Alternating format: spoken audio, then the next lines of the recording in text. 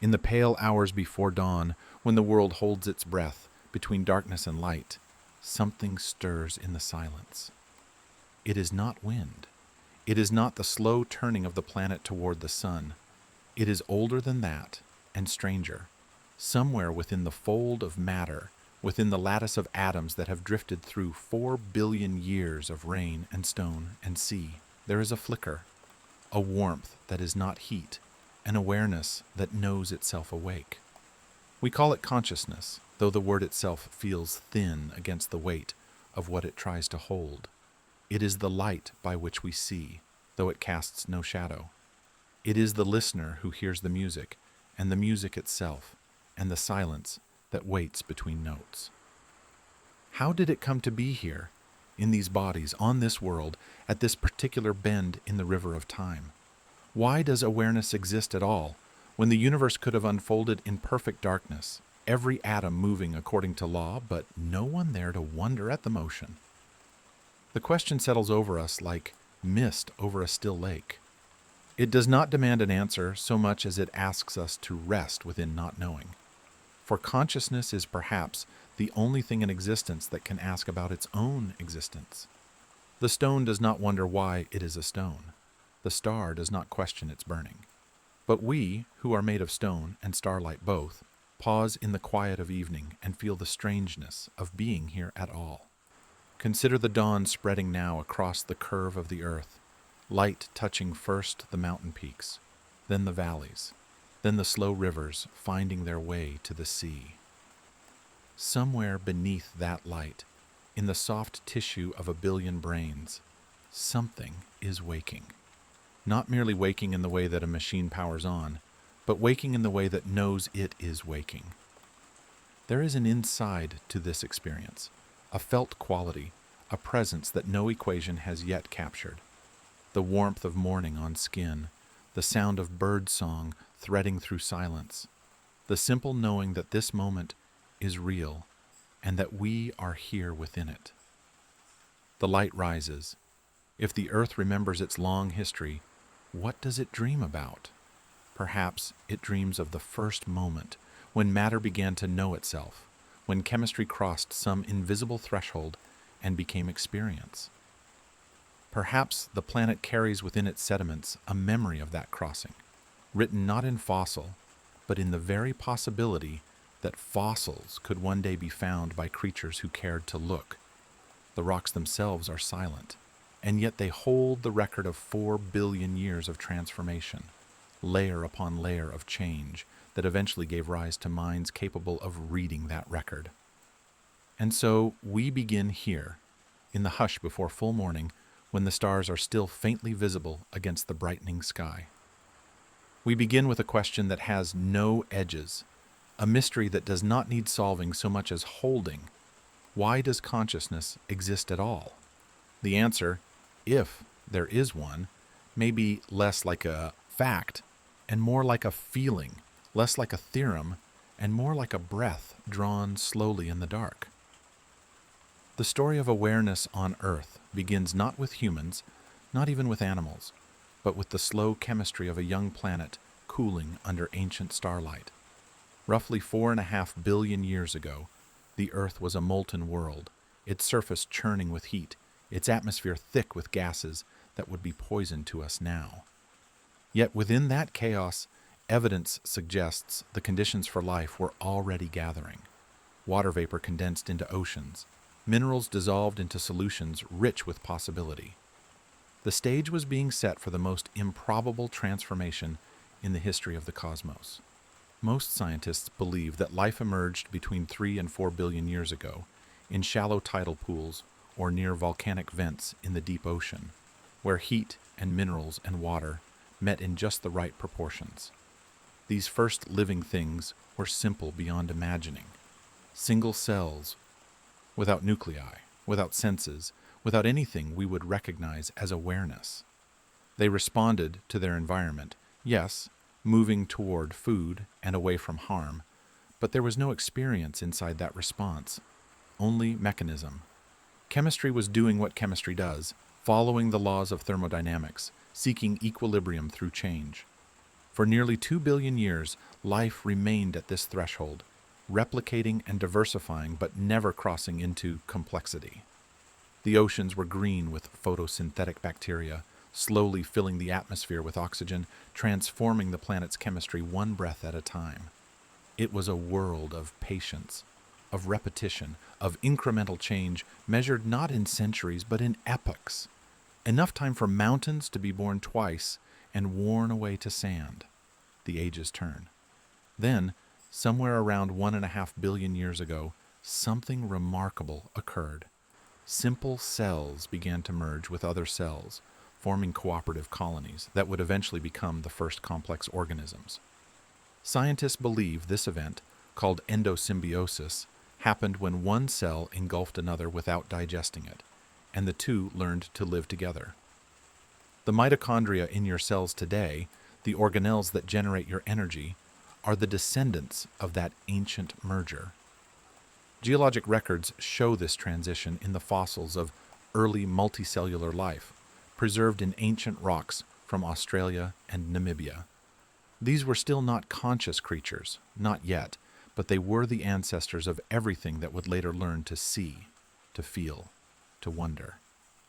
The Cambrian explosion, roughly 540 million years ago, marked a sudden flowering of animal forms. In the span of perhaps 20 million years, an eye blink in geological time, nearly all the major body plans that exist today appeared in the fossil record. Eyes evolved multiple times in different lineages. Nervous systems grew more elaborate, capable of processing ever more information about the surrounding world.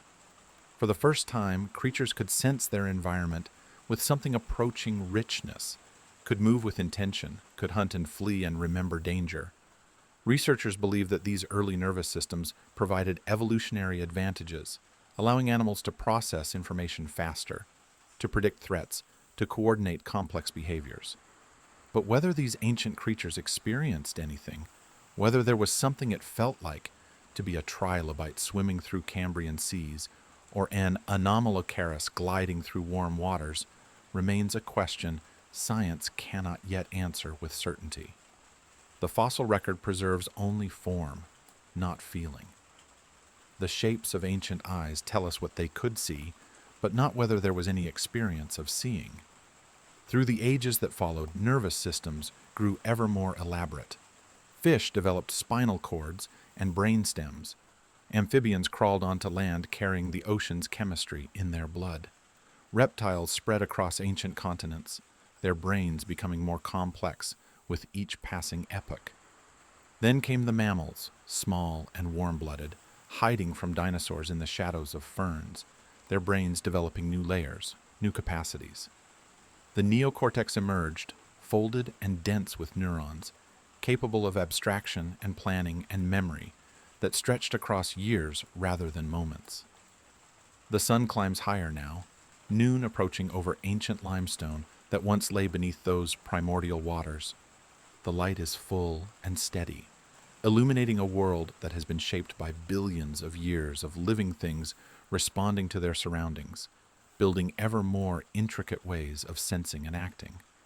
The same calcium that formed in ancient stars now forms the bones of creatures who can look up at those stars and wonder. Noon holds steady. The human brain, which emerged only in the last few 100,000 years, contains roughly 86 billion neurons, each connected to thousands of others in a web of staggering complexity. The total number of connections, or synapses, is measured in the hundreds of trillions.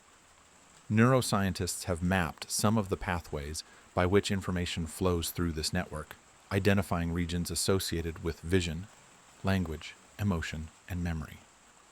They have observed how consciousness seems to require widespread communication across the brain, how damage to certain areas can fracture awareness in specific and haunting ways.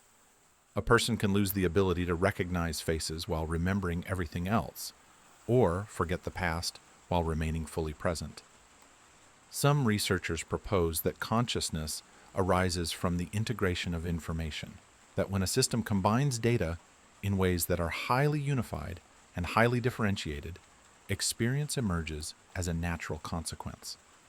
This theory, known as integrated information theory, assigns a mathematical quantity to consciousness, suggesting that even simple systems might possess tiny flickers of awareness. Others suggest that consciousness is tied to specific types of neural processing, to feedback loops between higher and lower brain regions, or to quantum effects in the tiny structures within neurons.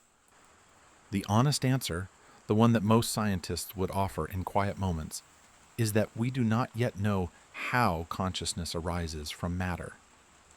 What the data can show is correlation, not causation. We can observe that certain brain states accompany certain experiences, that disrupting those states alters awareness in predictable ways. But the leap from physical process to felt experience, from electrochemical signal to the redness of red or the ache of longing, remains unexplained.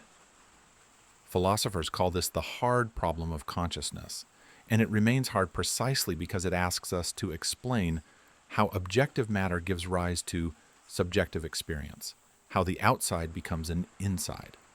And so we reach the edge of what evidence can tell us, the boundary where measurement gives way to wonder. The facts have brought us this far through deep time and cellular evolution and the flowering of nervous systems.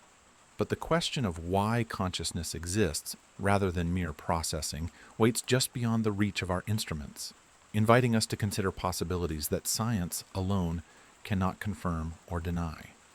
Beyond the record's edge, where data fades and imagination takes its first tentative steps, we may consider what the facts cannot yet prove.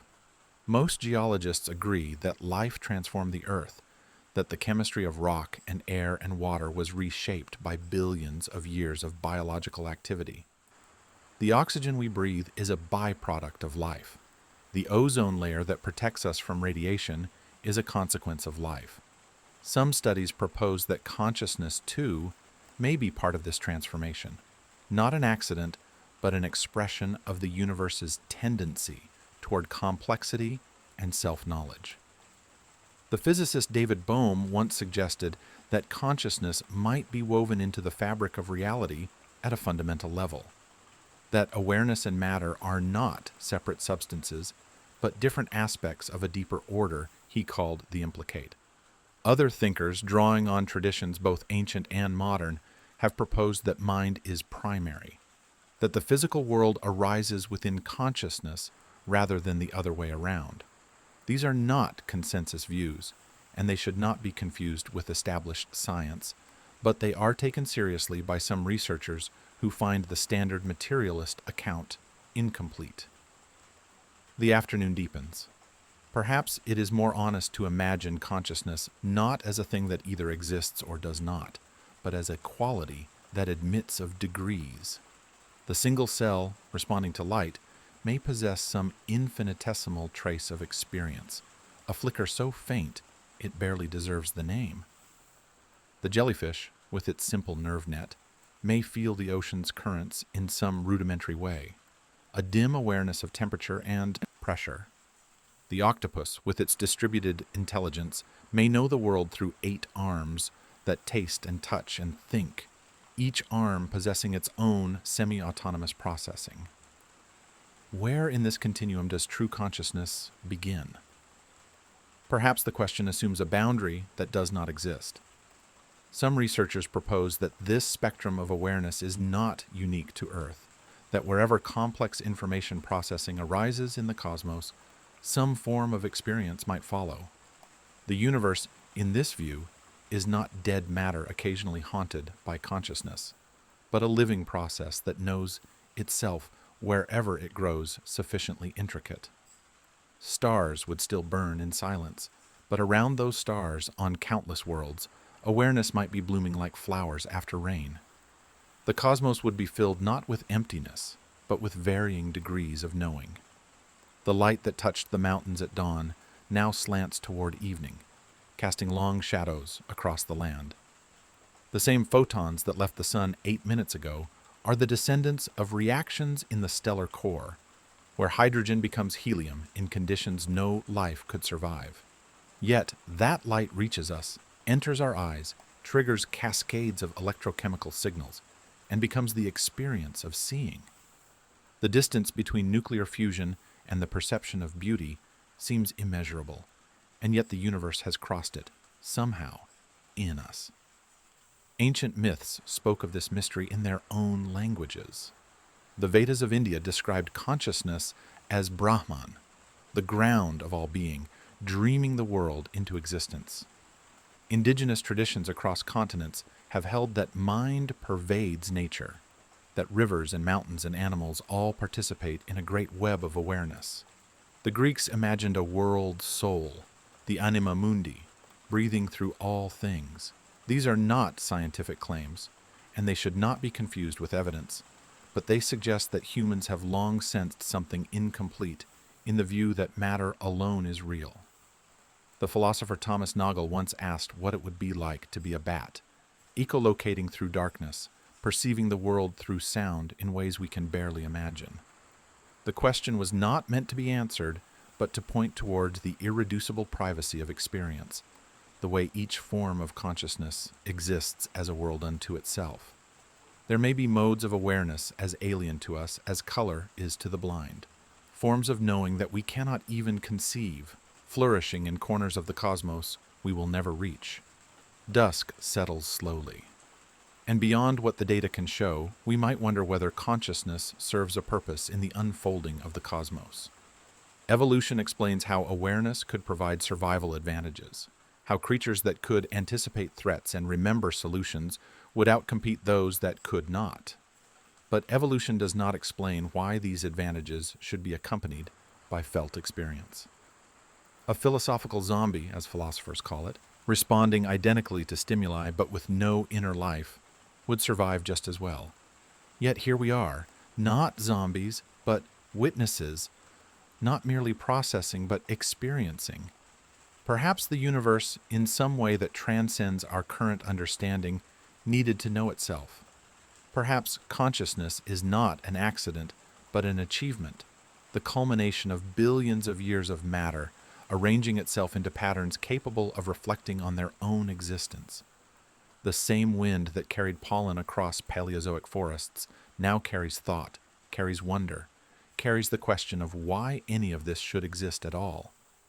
The motif returns, transformed, wind as breath, as awareness, as the movement of mind through time. Some physicists have noted that the constants of nature seem finely tuned for the emergence of complexity. Change the strength of gravity slightly, or the mass of the electron, and stars would not form, chemistry would not proceed, life would be impossible. This observation has led some to propose the anthropic principle, the idea that the universe must have the properties that allow observers to exist, because without observers, no one would be asking the question. Others go further, suggesting that consciousness is not peripheral, but central, that the universe is in some sense oriented toward the arising of minds that can comprehend it. It may be more honest to imagine these possibilities without insisting on any of them. The hard problem remains hard, and the mystery remains mysterious. But there is comfort in the not knowing, a spaciousness that certainty would foreclose. We are here, aware, asking questions that may never have final answers. Perhaps that is enough. Perhaps the question itself is the gift, a doorway that opens not onto answers, but onto deeper wondering. The first stars are appearing now, faint points of light in a sky still touched by sunset. Each of those stars is a sun, and around some of them, planets may be turning. And on some of those planets, something may be looking up at us, wondering the same wonder. The universe is vast, and we are small, but we are the part of the universe that knows it is vast. We are the cosmos grown conscious, gazing back at itself through instruments of carbon and water and light. The sky darkens. To hold the question of consciousness is to hold oneself, gently, in the presence of mystery. The neurons that fire as you listen to these words are the same atoms that once swirled in nebula, that condensed into planets, that rose from oceans as the first breathing things. There is no substance in your body that is not older than the earth. The iron in your blood was forged in the hearts of dying stars. The calcium in your bones drifted through space for billions of years before settling here. And yet, somehow, that ancient matter has become capable of longing, of memory, of the soft ache that comes when we glimpse the passage of time. When stone forgets its shape, worn by centuries of rain, does it still remember heat? The question is not meant to be answered, but to be felt, a gentle invitation to consider the strange continuity between things we call conscious and things we call not. The boundary may be less sharp than we imagine. The ocean is not aware, and yet it moves, it changes, it holds within itself the conditions for awareness to arise. Perhaps all matter is half asleep, dreaming toward waking, carrying within itself the potential for experience that only sometimes flowers into full awareness. Oceans rose, continents wandered, time kept breathing. Through all of it, the possibility of this moment was folded into the laws of physics, waiting to unfold. You were implicit in the Big Bang, in the first atoms of hydrogen that would one day become part of you.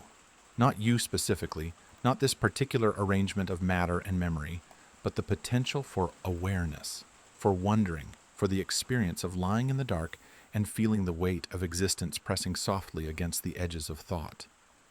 Everything waits. The human presence in this story is recent, a brief note in a symphony that began before there were ears to hear it.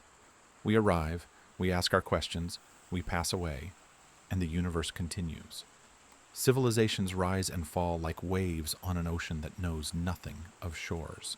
Species emerge and vanish, leaving only traces in stone. But the asking matters. The wondering matters. Consciousness may be rare in the cosmos, or it may be common, but either way, it is precious, a gift that the universe has given to itself, through us and through whatever other minds may exist in the vastness. And what of you, listening now, breathing in rhythm with words that are also just vibrations in air? You are the universe experiencing itself. You are matter that has learned to feel the passage of time, to recognize beauty, to grieve and to hope.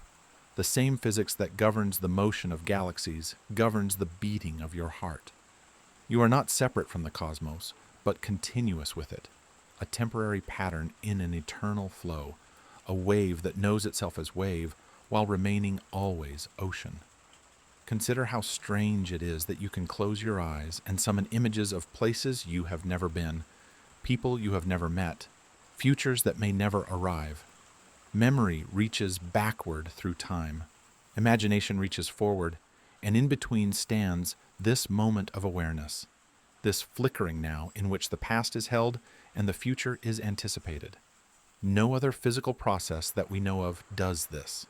Rivers do not remember their sources. Mountains do not imagine their erosion. But consciousness carries time within itself, makes a narrative of what would otherwise be disconnected moments. There is humility in this recognition, and also belonging. We do not stand outside nature as observers, but participate in it as expressions. The question of why consciousness exists may not have an answer we can speak, but it has a meaning we can live. Every act of attention is an answer.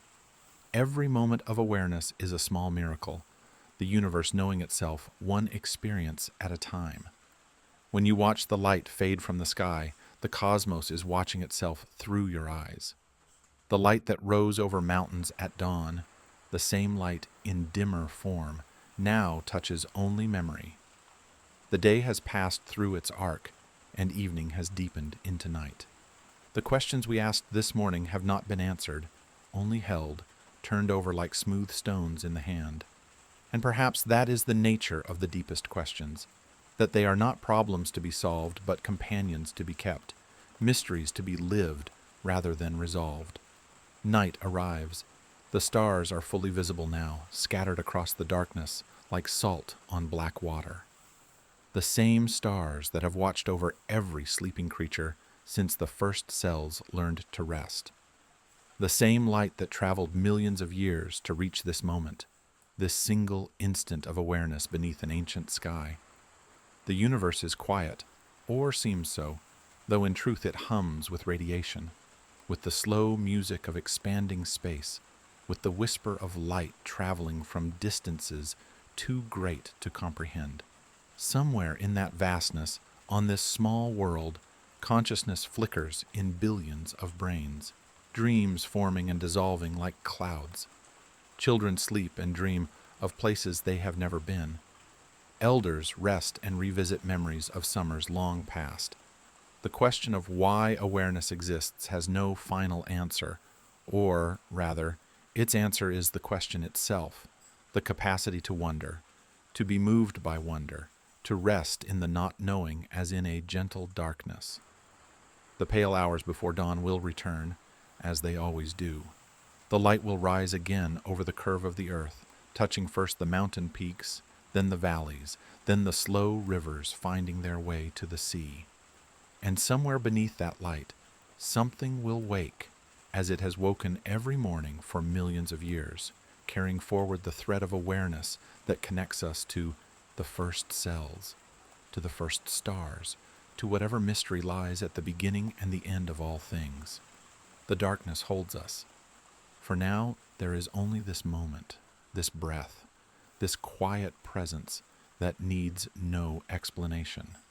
The universe existed for billions of years before any eye opened to see it, and it will continue after every eye has closed.